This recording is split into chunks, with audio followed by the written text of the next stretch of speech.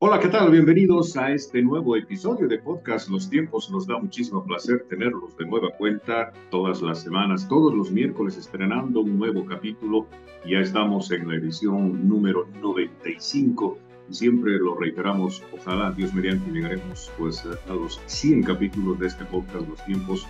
Sin duda alguna es una gran alegría tenerlo de nueva cuenta. Si le gusta este contenido, por favor, déle like, comparta, suscríbase, comente, pero también active la campanita para que le alerte de un episodio nuevo. Estamos en todas las plataformas, estamos en Spotify, en YouTube, pero también en la página web del periódico Los Tiempos, www.lostiempos.com. Y claro, desde luego, pues siempre con una serie de sorpresas importantes todos los miércoles con un nuevo capítulo. Y por hoy tenemos no podíamos estar más contentos y más felices por nuestro invitado de lujo que tenemos en este podcast. Vamos a estar hablando de cine, pero también de música, porque nuestro invitado es un personaje multifacético, hace cine, tiene una trayectoria importantísima, no solamente en el tema del cine, la actuación, sino en el tema de la música. También ha estado descollando pero de una manera absolutamente importante en la actuación. Estamos con nada más y nada menos que Reinaldo Pacheco, uno de los personajes clave, diríamos, en la historia contemporánea del cine boliviano. Yo creo que se ha constituido en la punta de lanza de cine, no solamente en nuestro país, en Latinoamérica y obviamente en todos los trabajos que ha venido haciendo y sigue haciendo, un personaje importantísimo. A ver si en estos 40 minutitos pues logramos abarcar una trayectoria importantísima que sin duda alguna nace en las tablas, como hemos estado viendo un poco en el teatro. Reinaldo, muchísimas gracias, qué placer y qué alegría tenerte en este podcast. Bienvenido, te saluda Rudy Orellana. Gracias, Rudy, feliz y agradecido de estar en tu espacio, de estar con ustedes, compartiendo con mi Bolivia. Siempre para mí es un privilegio estar con mi gente, ¿no? No hay nada con estar con tu país. Exactamente. Y claro, obviamente nosotros muy satisfechos de tenerte en este trabajo tan importante que has venido haciendo y seguramente lo seguirás haciendo. A ver, mi primera pregunta, Muchas así, gracias. grosso modo, es ¿cómo inicias esto? Obviamente sabemos que a muy temprana edad y obviamente pues en situaciones, digamos, bastante adversas inicias en el tema del teatro callejero. Cuéntanos un poquito esa historia, por favor. Claro que sí. Mira, yo nací y crecí en La Paz. Mi mamá es de Tarija y mi papá es de descendencia sucrense y paceño. Y eh, desde muy pequeño, yo recuerdo que en la casa de mis abuelos siempre movía los muebles, movía cosas y ponía música para crear historias, escenarios, sin darme cuenta que ya estaba empezando a jugar con historias. La primera vez que realmente me conecté con esta arte, ya con el nombre propio que es teatro, fue a los 13 años. Yo estaba en el colegio La Salle, estaba saliendo del colegio y me invitaron porque necesitaban muchachos para una obra. Y una amiga mía me convenció y el momento que piso el escenario, Rudy, sentí que era un llamado, sentí que era más que una actividad de las que había probado, sino que era algo que quería hacer toda mi vida. Lastimosamente en esa época no había una escuela, no había un lugar donde podías ir a estudiar.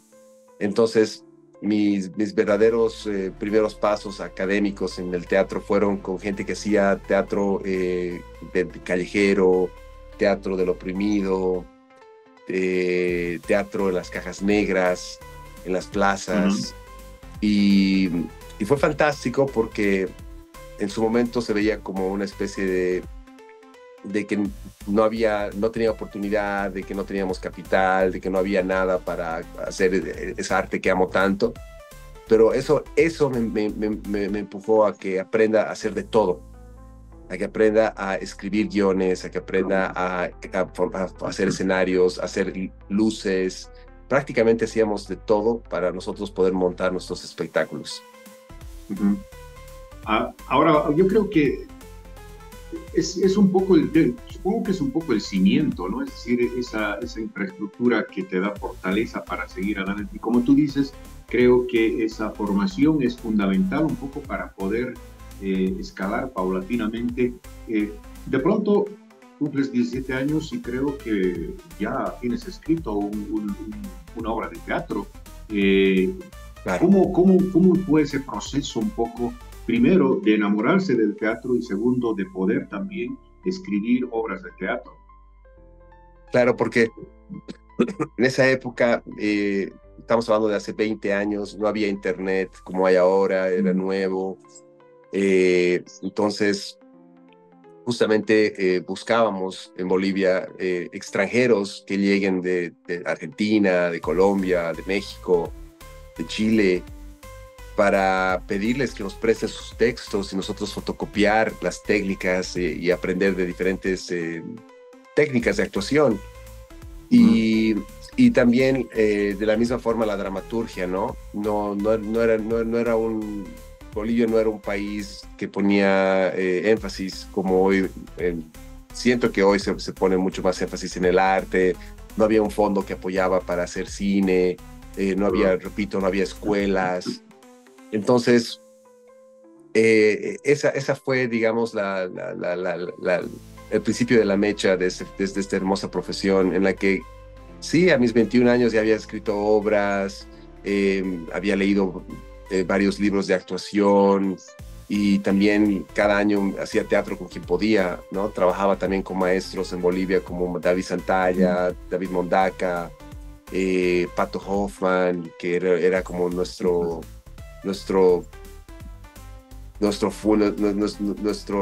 carta de presentación en el extranjero. Y mira, hasta mis 21 años sentí que ya a los 22 años ya estaba dirigiendo la Filarmónica de Bolivia, era director artístico, había dirigido Chicago, había dirigido Mago de Oz, y llegó un momento de verdad, Rudy, que sentí que ya no estaba creciendo como artista, que necesitaba más información, que necesitaba una escuela, que necesitaba estar en un ambiente donde esto no era un hobby, sino que era una profesión, una forma de vida. Entonces ahí, con el apoyo de mis padres, decidí partir y dejar mi tierra con mucho dolor, porque aunque no estaba viviendo del arte, digamos, y no había las condiciones necesarias, igual yo ya había estado como en 12, 13 elencos, tanto de la Católica, formamos la Rodilla del Telón, en el Colegio La Salle, en el Colegio San Ignacio, en la Universidad Católica, la Filarmónica. Entonces, fue muy duro, pero tuve que dejar Bolivia para poder crecer como artista y estudiar. Y consigo una beca, gracias al CBA, que me llevó a Indiana, a una universidad muy académica, que no tenía actuación precisamente, pero estudié más que todo dramaturgia y ciencias políticas, que en el momento parecía un fracaso, ¿no? Porque cuando eres joven tú quieres inmediatamente ingresar a hacer lo que amas, que en ese momento era actuar. Pero hoy agradezco mucho que Dios me ha llevado por ese camino, porque siento que soy un actor muy académico, un actor que verdaderamente he estudiado, sí, gracias a la profesión de dramaturgia, me siento muy completo, ¿no? Conozco desde Shakespeare hasta Vargas Llosa, diferentes obras españolas, mexicanas, literatura sudamericana, que hoy en día me ha regalado un trasfondo y un material que utilizo en mis presentaciones. Oye, Reinaldo, he estado un poco escudriñando todo tu trabajo y realmente, como tú dices, es un trabajo bastante importante. Has estado, digamos, en un tiempo relativamente corto, unido a personajes importantes del teatro en nuestro país, indudablemente. Creo que esa formación también te ha permitido seguramente pues llegar hasta donde estás. Y obviamente posteriormente tu salida de Bolivia rumbo a otros derroteros, si se quiere, y obviamente Estados Unidos, ¿Cómo ha sido esa transformación? Es decir, ¿cómo has sentido ese background que tenías ya en Bolivia con respecto al teatro, algunos maestros de teatro, etcétera, etcétera? Llegar a un contexto social, económico, político, cultural, seguramente bastante distinto del que estuviste viendo. Claro. ¿Cómo ha sido ese proceso de asimilación o de amalgama entre estos dos mundos? Bueno, lo que siempre yo les recomiendo a mis alumnos en la escuela APA, Rudy, es que el teatro es el gimnasio del actor en cualquier parte del mundo. Entonces, porque muchas veces vienen y me dicen, ¿cómo puedo salir de Bolivia? ¿Cómo puedo ir a otro lado? Le digo, teatro, busca el teatro, porque el teatro es el gimnasio. Es como que si quieres ser un atleta, tienes que ir al gimnasio, tienes que levantar peso, tienes que estirar, tienes que desarrollar tu flexibilidad, etcétera. Y para el actor, el teatro es el mejor gimnasio porque descubres momentos, más que escenas, exploras momentos muy largos de un personaje y arcos narrativos que pasan en una hora, 2 horas, que enseñan a tu instrumento a llegar a ese nivel de verdad extrema. Y bueno, en Bolivia el teatro era muy pobre, ¿no? Era el teatro del oprimido, que le llaman el teatro de Grotowski, que es un teatro en cajas negras, con pocos elementos. Y cuando llego a Estados Unidos con esa beca que te comenté y empiezo a audicionar a mis primeras obras, descubro que el actor es completamente diferente en ese espacio, que el actor no tiene voz ni voto en el vestuario, que el actor no tiene voz ni voto en la escenografía, no puedes cambiar el texto. No, entonces, de ser un autor autodidacta, completo, de que te podía hacer todo, me convertía en un actor que era como un títere prácticamente. Entonces, ese cambio de ambiente, ese cambio de espacio, me obligó a convertirme en director de teatro muy joven en la comunidad en la que vivía, porque sentía que me faltaba seguir explorando todo lo que te había comentado al principio, ¿no? De trabajar con un escenógrafo, trabajar con vestuario, porque yo lo veía todo muy completo. Entonces, seguir dirigiendo en Indiana y en Ohio obras de teatro. Muy joven, a los 25 años ya estaba de director en estas obras. Mi enfoque en el momento, Rudy, era teatro. Era todo teatro, teatro, teatro. Y justamente ya terminando Wabash, que es la universidad donde estudié ciencias políticas y dramaturgia y la lengua francesa, tengo 3 licenciaturas. Digo, ahora sí, me voy de aquí, me alejo de todo lo académico y quiero estudiar actuación. Y literal, me pongo en el internet y pongo a buscar a mis 26 años, 25 años, cuál es la mejor escuela de teatro y de actuación, y me sale Juilliard, que es una escuela en Nueva York. Y veo que habían audiciones en Chicago y que costaba mucho, y yo estaba empezando. Y hice la inversión, me tomé un bus, me tomé un tren, jovencito. Llego hasta Chicago a audicionar con miles de personas para entrar a esta universidad de actuación ya específica. Y el momento que llego, me aceptan, porque cada año aceptan solamente a 10 o 12 alumnos, pero no me dan nada de apoyo económico. No había becas para extranjeros. Entonces, inmediatamente yo rechazo porque no podía pagar esa cantidad de dinero. Era y es todavía algo que me parece demasiado exagerado para cualquier educación. Y me ofrecen una beca completa en Los Ángeles, en la Universidad de USC, otra universidad, pero para enfocarme en cine. Entonces, en mi momento, Rudy, yo estaba destrozado, porque mi sueño era Broadway, mi sueño era estar en Nueva York, pero por el destino, acepto esta beca y me voy hasta Los Ángeles para ya hacer la última etapa del proceso. Creo que éramos 26 y quedábamos 12 en todo Estados Unidos. Y quedé, y ese fue el primer momento de mi vida a los 26 años que verdaderamente me regalé el ser solamente actor. Despertarme. Pero Reinaldo, hasta entonces, pues según entiendo, no tenías un poco la intención de incursionar en el cine, ¿o sí? No, ¿O de alguna forma? No, mi intención era ser director de teatro o actor de teatro o dramaturgo.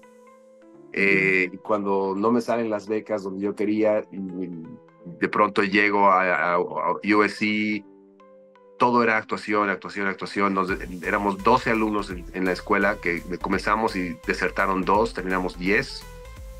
Y literal, era de lunes a sábado, de 8 de la mañana a 8 de la noche, solamente hacer actuación esas 10 personas, 12 personas. Entonces ahí me regalé 3 años de mi vida de solamente estudiar actuación. Y creo que ha sido lo mejor, porque siento que muchos de los actores que llegan a California hoy en día no llegan con el entrenamiento necesario para competir en esta industria que es tan competitiva. Y Claro. USC me regaló esa oportunidad de entrenar de verdad y hacer todo tipo de texto clásico, texto absurdo, contemporáneo, Shakespeare, eh, textos, técnicas como Stanislavski, Meissner, Grotowski, Linklater, comedia del arte. Entonces fue un regalo para un joven actor este programa de dedicarte solamente a aprender actuación por 3 años. Ahora, oye, Reinaldo, yo creo que desde la perspectiva de conseguir, digamos, los sueños o lo único, lo que uno desea hacer, está justamente en ese proceso de aprendizaje que sin duda alguna tú has logrado, pero desde la perspectiva, digamos, ya de consolidarte como no solamente como actor, sino también incursionar en el cine. Eh, yo me imagino que has tenido, digamos, personajes clave en los Estados Unidos, en tu formación, que han permitido también esa gran apertura que tuviste Claro. hacia el cine. ¿Cómo definirías tú ese nuevo o ese descubrimiento, si se quiere, al hecho de abrirte a este espacio, al séptimo arte, a la actuación, al Claro. cine de lleno, y nada más y nada menos que en Estados Unidos, donde seguramente es absolutamente difícil poder ingresar, ¿no? Claro que sí. Todo ese viaje comienza justamente cuando terminó el programa de actuación de 3 años. Nos graduamos de 10 alumnos y nos dieron 2 noches, 2 noches en las que la universidad trae a todos los agentes, directores de casting, productores, que ellos tienen contactos con la universidad, para que nos vean hacer unas 2 escenas de 4 minutos, ¿no? Entonces, Ujú. después de entrenar 3 años y dedicar tu vida, te regalan 4 minutos para que muestres quién eres a la audiencia en un showcase, como le llaman ellos. Ujú. Y del showcase fuimos 3 alumnos que salimos con agentes, los otros 7 no, para que veas lo Wow. competitivo que es este negocio. Exacto. Y gracias a Dios, yo sí tengo un ángel y salí con un agente de comerciales, un agente de cine y teatro y un agente para radio, voz, todo lo que es tu voz, radio y comerciales. Ujú. Obviamente yo, inocente, dije, ya listo, aquí comienza el viaje, ya todo va a salir perfecto. Y después de audicionar muchísimas veces, casi en 6, 7 meses no salía nada. Entonces entré en un pánico en el que dije, wow, ¿qué hice? Escogí algo que amo y ya voy 6 meses, 7 meses audicionando y ni siquiera tengo un callback, que es un segundo llamado. Claro. Y después me sale mi primer comercial, que es un comercial y que no es de la Unión, y cuando los comerciales no eres parte de la Unión de Actores, no te protegen. Entonces creo que me pagaron muy poquito y me hicieron hacer 2 comerciales de 12 de la noche a 4 de la mañana en un supermercado Wow. que para Sam's Club, y era para una Mastercard. Era un comercial para Telemundo y me pagaron pero una miseria y lo utilizaron el comercial por 2 o 3 años. Ujú. Pero aún así yo estaba feliz porque ya era un primer paso. Entonces, Claro, era una especie de una puerta exacto, de entrada, ¿no? esa fue la Ujú. entrada. Después vino otro comercial que hice para Sears, que siempre lo comento porque es muy interesante. Estábamos haciéndolo en sus estudios universales y a los latinos los tenían mucho más abajo que los extras. Primero venía el elenco americano en esa época, ¿no? Porque ya ha cambiado todo. Después venían los extras y después el elenco latino, que estaba mucho más lejos que el elenco de los extras. Y los llamaban para ver lo que hacía el elenco principal y después nos decían, imiten. El elenco latino no crea, imiten. Claro, hoy en día es diferente. Hoy en día ya quieren actores bilingües, que todo sea en español y en inglés. Y esos fueron mis primeros inicios, hasta que un día voy a una audición para una película que no querían decir de qué era, pero yo iba a ser un enfermero y era muy, muy humilde la audición. Era en un tráiler detrás de un estudio. Incluso recuerdo que cuando llegué había un actor que estaba molesto y decía, pucha, ¿cómo nos van a traer aquí? ¡Qué vergüenza! Y la audición fue por una película con Christopher Plummer, Ewan McGregor y Melanie Laurent, y se llamaba Beginners, Principiantes. Claro que para mí ese fue un golazo, ¿no? Porque Ewan McGregor ya tenía Moulin Rouge, acababa de hacer Star Wars, o sea, ya era un ícono del cine americano, y Christopher Plummer es y siempre lo ha sido. Entonces, el papel era pequeño, eran 4 escenas, la filmamos en una casa, no había trailers, era una película independiente, realmente independiente, pero con actores grandes. La dirigió Mike Mills, y hermano, en 7, 8 meses, Christopher Plummer estaba nominado a un Oscar y se ganó el Oscar por esta película. Wow, qué alucinante. Realmente creo que, bueno, es una trayectoria realmente brillante. Me gustaría particularmente, Reinaldo, enfocarme en una película, obviamente, pues como tú mencionas, ha habido y seguramente existirá otras mucho más fundamentales, pero por la particularidad, por la temática, me gustaría que hablemos sobre La marca es la crisis, or Brandy's Crisis, del documental hecho película. Imagínate, claro, con Sandra Bullock, George Clooney, etc. ¿Cómo ha sido ese inicio, esa primera conexión y el verte, en el mejor sentido de la palabra, involucrado en Nuestra marca es la crisis? Claro, bueno, lo que me abrió las puertas para entrar a eso fue justamente esta película Beginners, porque cuando ya Christopher Plummer se gana el Oscar por Principiantes, Beginners, yo ya era un actor latino joven que tenía en mi demo de actuación a un ganador del Oscar, que había ganado además con escenas que yo estaba participando, incluso en los Golden Globes y los BAFTA Awards y diferentes premios muy importantes, ponía mi escena con Christopher Plummer, porque era una escena muy importante en la que yo le decía, bueno, una escena hermosa de la juventud y el mundo que representaba Christopher Plummer. Entonces me convierto en un actor que comienzo a trabajar con ganadores del Oscar, haciendo siempre de enfermero. Trabajé con Ernesto Borgnine, ahí conocí a nuestra hermosa Carlita Ortiz, que tenía un protagónico. Ernesto Borgnine es otro ganador del Oscar de 1950. Después ahí trabajé con la nominada al Oscar June Squibb, y así hasta que llegó esta hermosa oportunidad de trabajar con Experta en Crisis, Our Brandy's Crisis, con Sandra Bullock, en la que me tomaron en cuenta porque era boliviano y era el actor que había trabajado con otros ganadores del Oscar. Y Sandra venía de ganarse el Oscar por The Blinded Side, estaba haciendo Gravity.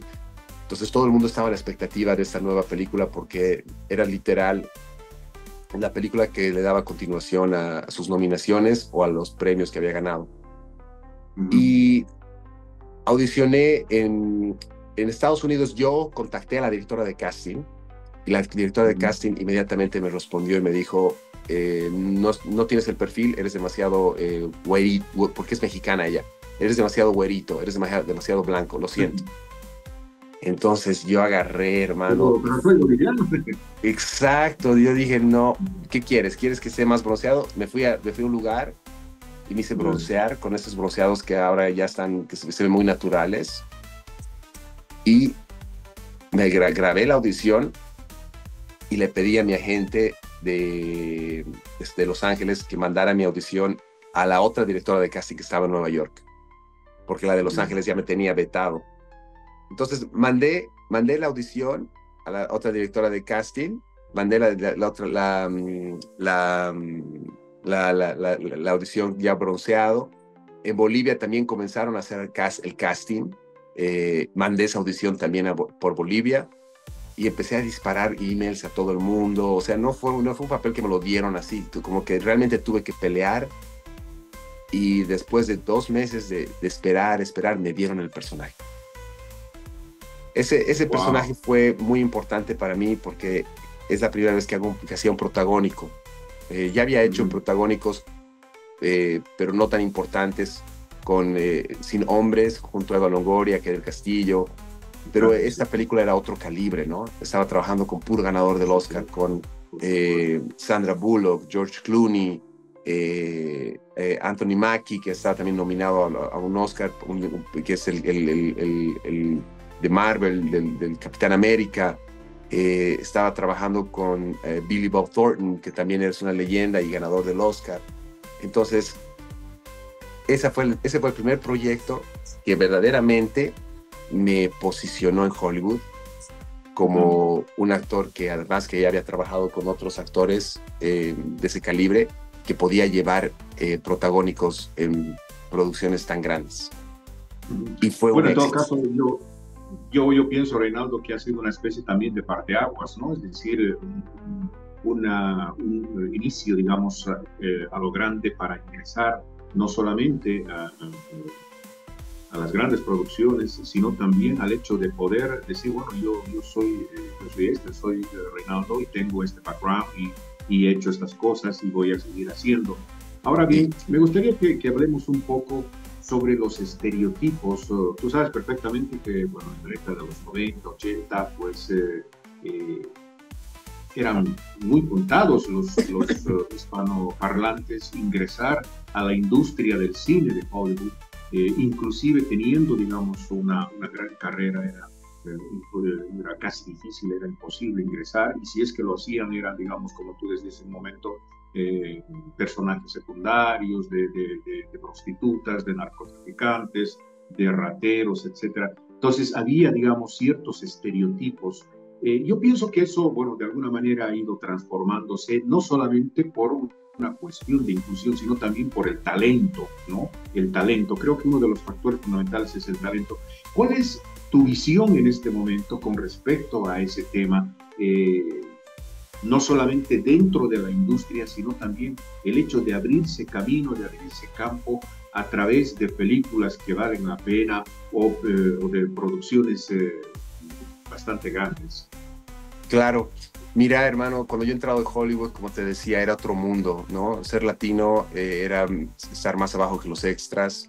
El idioma español no era visto como algo, un potencial como es hoy en día. Eh, Además que todos los personajes que nos tocaban eran muy estereotipos. Incluso a mí, los primeros tres personajes que hice, en Beginners fui un enfermero, en El hombre que tocó la mano de Vicente Fernández con Ernesto Borgnine fui un enfermero, e Ujú. incluso en Our Brand is Crisis no soy un enfermero, pero sí soy como el asistente, ¿no? Igual que era como, borraron escenas, pero yo era en algún momento el enfermero del presidente. Entonces había muchos estereotipos que tú tenías que saber jugarlos. Por ejemplo, para mí era muy normal que cuando en la descripción del personaje digan busca un latino, que tenga que ir y literalmente pintar todo mi cuerpo y verme mucho más el estereotípico latino que buscaban de cierto color, y hasta el acento. ¿Ah? Yo tenía que poner un Claro, acento mexicano porque yo ya entendí la industria y sabía que estaban buscando el color de piel y este acento. Entonces, muchos de mis personajes tienen acento mexicano en el principio de mi carrera, ujú, porque ese era el estereotipo de ser latino. Si hablabas como un argentino o hablabas como un boliviano, como un español, porque al final de cuentas somos actores, ¿no? Entonces, de pronto había claro, personajes que decían, wow, esto sería perfecto que sea un español, un gitano, y después la industria no lo permitía, entonces tenía que ujú, basarme en los estereotipos.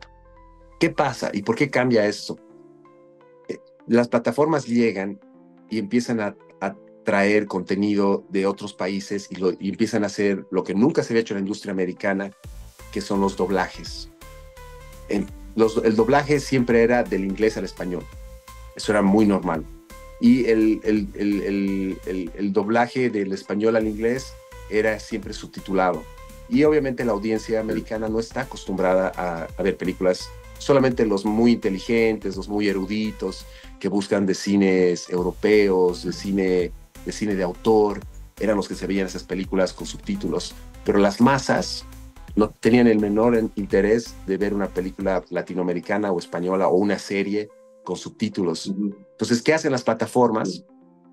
Que agarran estos, la sociedad, perdón, agarran Élite, agarran un montón de series españolas, mexicanas, La Casa de Papel, y etcétera, Narcos, que inicialmente era en español, y lo que ellos hacen es que empiezan a hacer un subtitulado, perdón, empiezan a hacer una traducción, un doblaje profesional. Y estas series se convierten en la número uno de Netflix, en la número uno de Amazon Prime. Son las series más vistas de la historia americana. Y ahí viene un cambio en Hollywood y ellos dicen, wow, o sea, realmente hay un público para este tipo de series que están hermosas, tienen un alto valor de producción y las están filmando en español, que es más barato. Y nosotros solamente tenemos que hacer el doblaje y las vendemos como si fueran 100% americanas y ganamos muchísimo dinero. Y ese fue el momento en el que la industria cambió y de pronto se abren productoras y una industria en realidad en España, en México, en Colombia, que estaba produciendo cine, estaba produciendo series para Latinoamérica, pero que el verdadero público que iba a recibir eso era el americano. Y esa Exacto. fue, Bueno, a ver, ese fue el Reinaldo, yo creo detonante. que has dado justo en el clavo y mi próxima pregunta tiene que ver con todo lo que tú mencionas en este momento. Pero, pues, reforzando un poco, ¿tú crees que actualmente o de algún tiempo a esta parte hay un cambio de mentalidad o de cambio de estrategia? Ese clic en la academia, por ejemplo, de cine para poder mirar no solamente el talento de los hispanohablantes, sino de este trabajo importante que se ha venido y se viene haciendo en el tema del cine, sino también en la forma de enfocar las temáticas, porque tú has mencionado Netflix, ahora mismo Netflix, pero está en el top, está en la cúspide, donde se presentan historias cortas de 2 o 3 episodios y nada más, y la gente queda pero realmente atrapada. ¿Tú crees que Sí. ha habido un cambio trascendental en la academia, de esa academia un poco rigurosa, hasta cierto punto excluyente, casi impenetrable, donde se tenía que tener muchísima, digamos, mucho poder, no solamente económico, sino también de contactos para ingresar? Ahora que irrumpe con tanta fuerza Netflix y las series, y ven mucho, digamos, mucho más a otro público, en este caso el público hispanoparlante. ¿Cómo ves tú esa transformación de la academia ahora mismo? Mira, los números han cambiado todo. Cuando Netflix empieza a producir estas series o distribuir estas series europeas o incluso series de japonesas, chinas, entonces empiezan a no solamente importar series extranjeras, pero empiezan a jugar con el casting. Que es algo que me gusta, pero que también siento que está un poco extremo hoy en día, ¿no? Porque hay personajes que son muy icónicos que ya no se respetan. Por ejemplo, la Sirenita de Mar, aunque la actuación es fantástica de la muchacha, es un personaje que es irlandés, ¿no? Viene de las fábulas irlandesas, pero hoy en día Hollywood está rompiendo eso y quiere que, pero solamente para los anglos, que es interesante, porque nunca te van a poner una Pocahontas rubia, pero sí te Claro. pueden poner una Sirenita de Mar afroamericana, una Aladdin tal vez no indio, pero latino. Entonces, Hollywood ha cambiado en ese sentido. Es más, yo creo que se están aprovechando un poco de eso para, para impulsar sus números y sus ventas, causando controversias, ¿no? ¿Qué pasa si hacemos, no sé, una serie que ha sido creada y que es parte del folclore irlandés o alemán y lo convertimos afroamericano? A ver qué dicen. Y obviamente hay escándalos, que a mí me parece que es una falta de respeto, porque es como que nosotros queramos hacer una chascañaui con una alemana, ¿no? Entonces hay historias que yo creo que se deben respetar, se deben cuidar, y siento que Hollywood está un poco burlándose de eso, pero al mismo tiempo hay más opciones para la diversidad. todos los casts ahora tienen que tener algo latino, tienen que tener algo afroamericano. Igual la parte técnica, tiene que haber una mujer para que no nos critiquen. Entonces estamos en una etapa de encontrar un balance, ¿no? Porque ha habido un desbalance muy fuerte en la industria, en lo que todo el enfoque era en el elenco albino. Todos los protagonistas tenían que ser blancos, todos los protagonistas tenían que tener un acento perfecto y casi británico, o el neutro americano, que le decían, que no era como hablan las personas en Estados Unidos. Y ahora hay un desbalance, ha habido un desbalance, ¿no? Y estamos buscando el punto medio. Y siento que estamos en el otro lado de la moneda, en el que ahora ser minoría es ser mayoría, que las oportunidades tienen que ir solo a las minorías. Yo acabo de hacer una audición el año pasado, este año, para un proyecto muy grande con Jennifer López, que se llama El beso de la mujer araña, y estaba de finalista. Y el personaje es un transexual de una cárcel, es un personaje muy intenso, canta, y de pronto llego hasta cierto punto del cast y lo pierdo. Y me dicen, lo siento, es que estamos buscando un transexual que es verdadero, no un actor. Oye. Entonces tú como artista... Bueno, pero entre otras cosas, la obra es una adaptación de una novela sí, Argentina. Una novela argentina que la están filmando en México y la están haciendo solamente, no hay ni un actor argentino. Y de paso, me dicen que estaban buscando un actor transexual. Entonces de ahí tú en esta industria te preguntas y dices, a ver, un ratito, estamos actuando. Claro. El arte de la actuación es transformarte, de ver hasta dónde puede llegar un actor.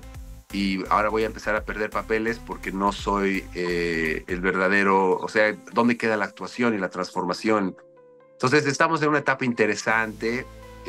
Igual yo fluyo y estoy súper agradecido que no me salió ese personaje, porque gracias a eso pude hacer este personaje de Johnny Orozco en esta serie peruana-argentina.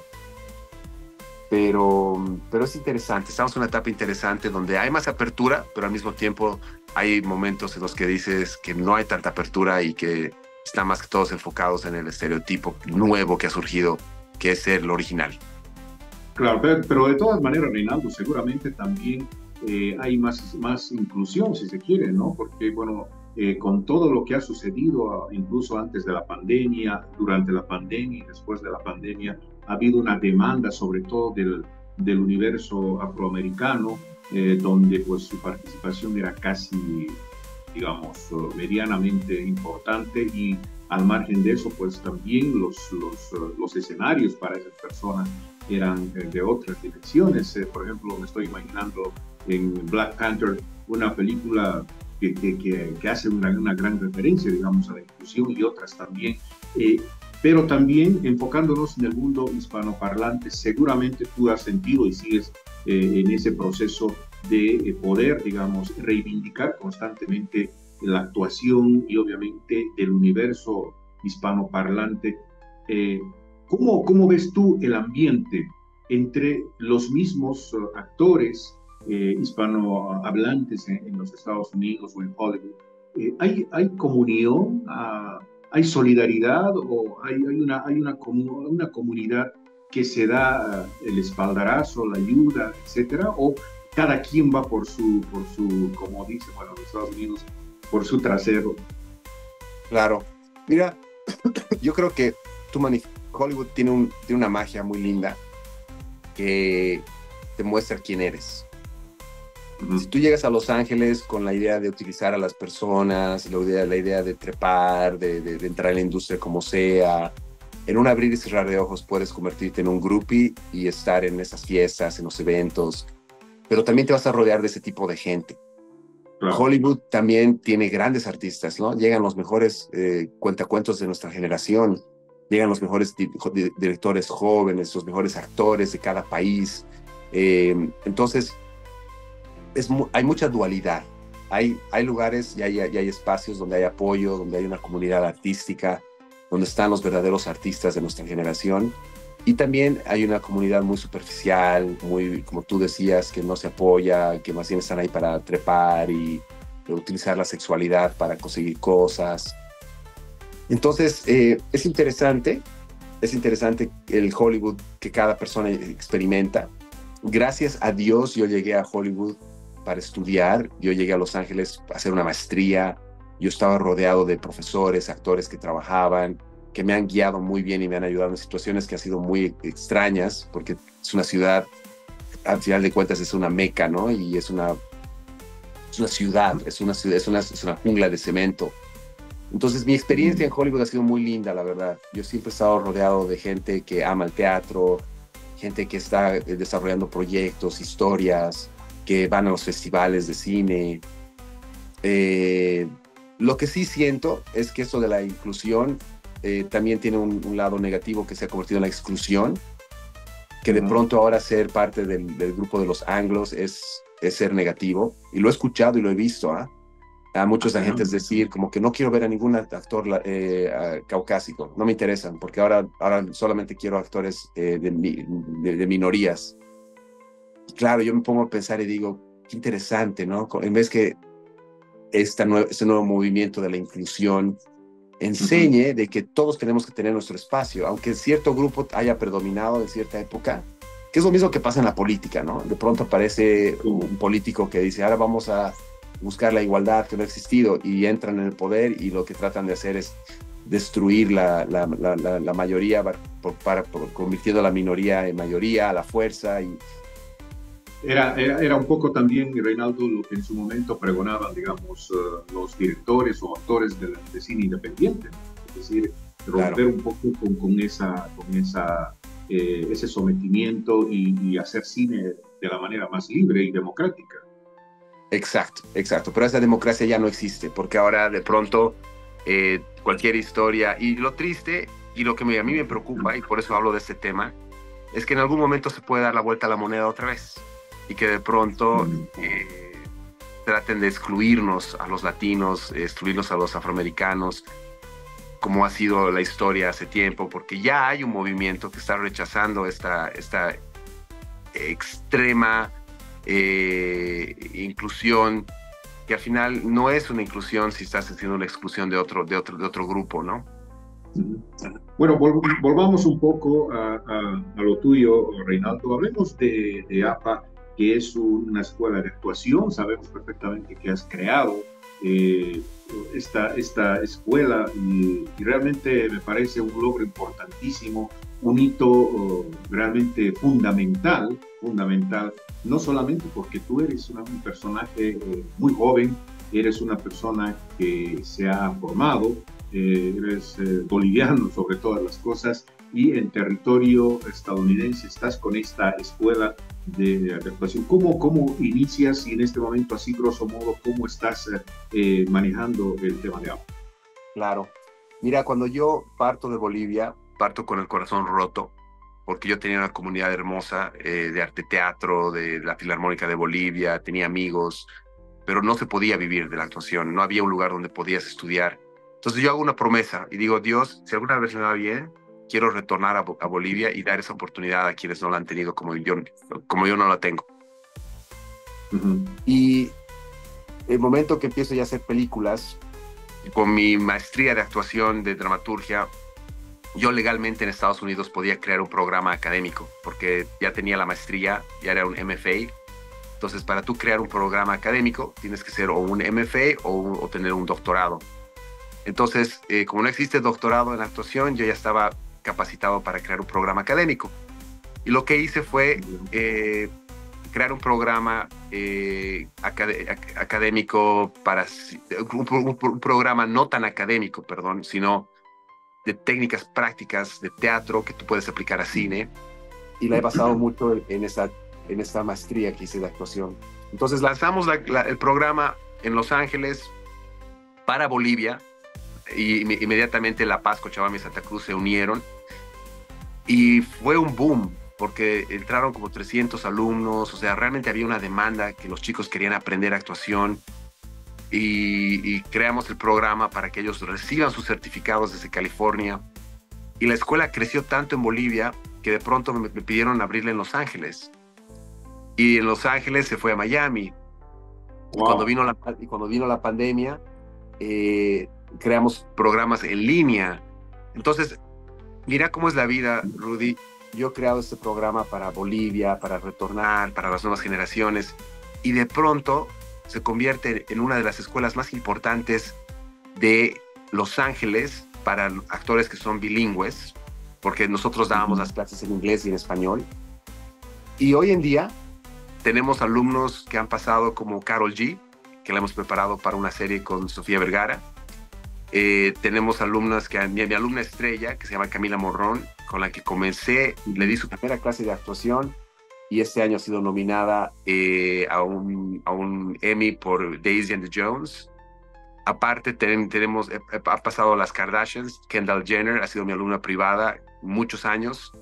Entonces, APA, un proyecto que yo había creado para Bolivia, para retornar, indirectamente me ha dado a mí tanto placer y beneficio de trabajar con estas celebridades, de tener tantas comunidades en Los Ángeles. Tengo alumnos en Rusia, en Colombia, ahora en Perú, en Bolivia estamos en La Paz, Cochabamba, Santa Cruz, Tarija, Oruro, Sucre. Y mira, hermano, es uno de los regalos más grandes que me ha dado la vida. Seguro. Porque con APA he conocido las nuevas generaciones de actores y actrices. Tenemos, ya para terminar, tenemos un actor que está ahorita en una serie argentina que ha sido nominada a 7 premios platino este año. Sociedad Antelo, creo que se llama. Pero APA está dando frutos. Veo a mis alumnos en propagandas, veo a mis alumnos en obras de teatro. Entonces es para mí un regalo. APA para mí es un regalo inesperado. Jamás esperé trabajar con este nivel de celebridades en Los Ángeles, y todo ha sido gracias a Bolivia. Y lo que a mí me emociona es que el boliviano sepa que este proyecto ha sido creado y ha sido plantado en Bolivia y está dando frutos en el extranjero. Sí. O sea, yo creo que es lo más maravilloso eso, ¿no? Es decir, yo creo que, a ver, yo creo que actualmente pienso que tú eres uno de los más grandes referentes de la actuación, y obviamente de poder descollar en otros países, en este caso en los Estados Unidos. Gracias. Y yo realmente te felicito por eso. Creo que es importante visibilizar más de lo que se supone tendría que visibilizarse, porque es un trabajo de picar piedra, ¿no? De hacer diariamente un trabajo duro, con un esfuerzo. Hay un gran trabajo por detrás. No es que de la noche a la mañana se haya convertido, digamos, en un sueño o en un trabajo maravilloso. Yo creo que ese es el gran mérito, y creo que tú lo has conseguido, y seguramente lo seguirás consiguiendo con tu trabajo y tu talento. Y claro, indudablemente en un escenario que seguramente sigue siendo un poco agreste, ¿no? Y en ese sentido, ya casi para finalizar este podcast, Reinaldo, va mi próxima pregunta. ¿Cómo hacemos entender, cómo le hacemos entender a nuestro país, o de alguna manera a los mecanismos pertinentes desde, digamos, posiciones gubernamentales, que la cultura, la formación, las artes, la música, el cine, el teatro son fundamentales, son de primera mano, que básicamente se van a convertir en poder, porque tú sabrás que el conocimiento es poder, ¿no? Claro, es decir, son herramientas terriblemente fuertes para poder lidiar el futuro en cuanto se refiere a las artes. Claro. Si tú tuvieses, por supuesto, seguramente en algún momento lo tendrás, la posibilidad de plantear políticas nacionales, culturales y de apoyo, ¿cómo estructurarías eso? ¿O cómo lo plantearías? Claro que sí. Es más, mira que me estás agarrando en un momento que acabo de recibir un premio de la alcaldía orureña y la alcaldía cochabambina, y ese ha sido el centro de la conversación. Gracias por el premio, pero esto tiene que llegar a todas las escuelas de Bolivia. Eso tiene que llegar a la educación masiva. ¿Y por qué? Una de las frases que más me han marcado en la vida es de uno de los genios de nuestra generación, de nuestro milenio, en realidad, Albert Einstein. Y Albert Einstein decía, más importante que el conocimiento es la imaginación. Y es verdad, porque si tú, por medio de las artes, desarrollas tu imaginación, desarrollas tu poder creativo, aprendes a controlar tu mente, aprendes a controlar tu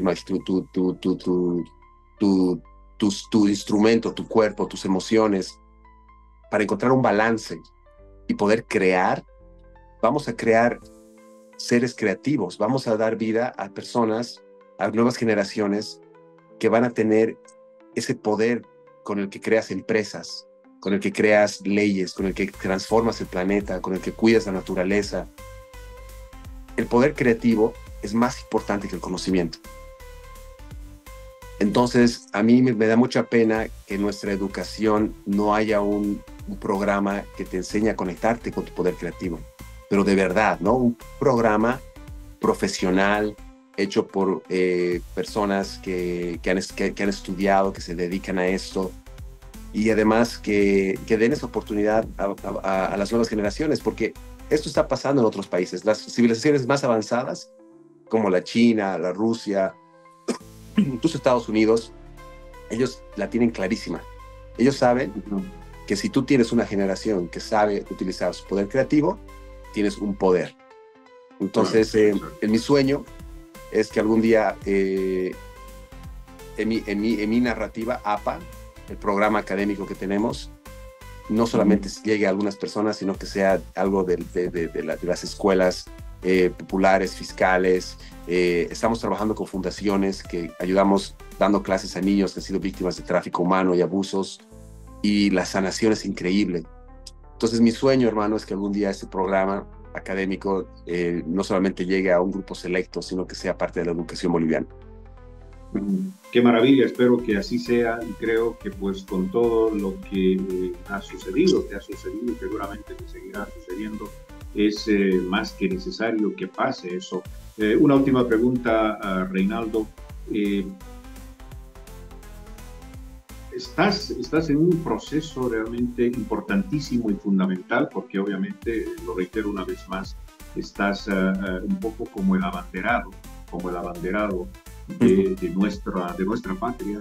El 2025, estimado Reinaldo, la patria cumple 200 años, indudablemente una fecha histórica para todo lo que ha sucedido, no solamente desde el punto de vista político, cultural, sino también, sobre todas las cosas, en el tema de las artes, y creo que esto es fundamental, y creo que eso lo aplaudimos todos los bolivianos, porque ver a un compatriota con tanto talento, con tanto por delante todavía, y haciendo y marcando, pues siempre se va a constituir en una gran alegría, y en ese sentido tú lo estás logrando. ¿Qué viene después, Reinaldo? ¿En qué estás trabajando? ¿Tienes proyectos? Adelántanos un poco lo que va a significar el 2025 para ti, y obviamente desde la perspectiva también de lo que te decía anteriormente, de esos 200 años fundamentales para la patria. Gracias, Rudy. Gracias por tan lindas palabras. La verdad que me siento muy privilegiado poder vivir de lo que amo y poder aportar a Bolivia por medio de la escuela. Y tus palabras me llenan el corazón. Yo nunca he sido abanderado en el colegio, y ahora que tenga este apoyo y este reconocimiento es muy lindo.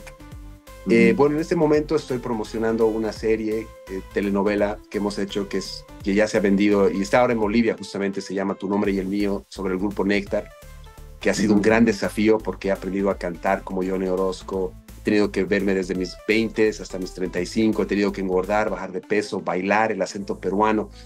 Es la primera vez que hago un personaje basado en la vida real, y estamos promocionándolo. Ya es la serie número 1 del Perú, del Ecuador y de Bolivia, y se va a la China, se va a la India y se va a Estados Unidos. Y estoy feliz porque para mí fue una forma de apostar, ¿no? La industria ha cambiado, y de pronto era la primera vez que yo salía de Hollywood a hacer una serie que solamente era para Latinoamérica, y más bien me fue bien porque se ha convertido en la número uno en varios países y ahora está entrando irónicamente a Estados Unidos por otras plataformas y se está yendo a la India y a la China. Entonces, como ya ha cambiado el modelo de negocio, ya no tengo que estar en Los Ángeles todo el tiempo porque todas mis audiciones son virtuales.